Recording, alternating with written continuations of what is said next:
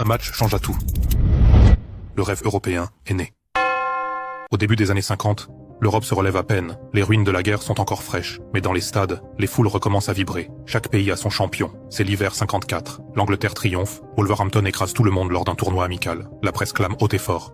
Le meilleur football du monde, c'est ici. Sauf qu'à Paris, un homme lit ses titres et explose. Gabriel Hanot, ancien joueur devenu journaliste à l'équipe. Pour lui, c'est une arrogance insupportable. Comment peut-on se dire « meilleur du monde » sans affronter les autres? Alors il décide de défier l'évidence. Il imagine une coupe entre les clubs champions de chaque pays. Pas des sélections, pas des nations, non, des clubs, des villes et des histoires locales prêtes à s'affronter sous les mêmes projecteurs. L'idée semble folle.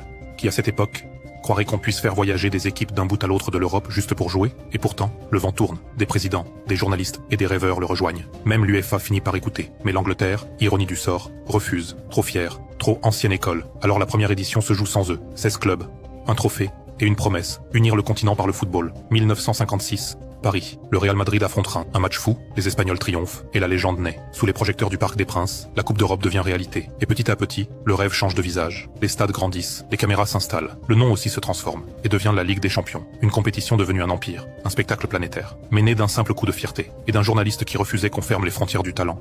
Parce qu'à l'origine, ce n'était pas une affaire d'argent. C'était une idée, celle que le meilleur devait toujours se prouver.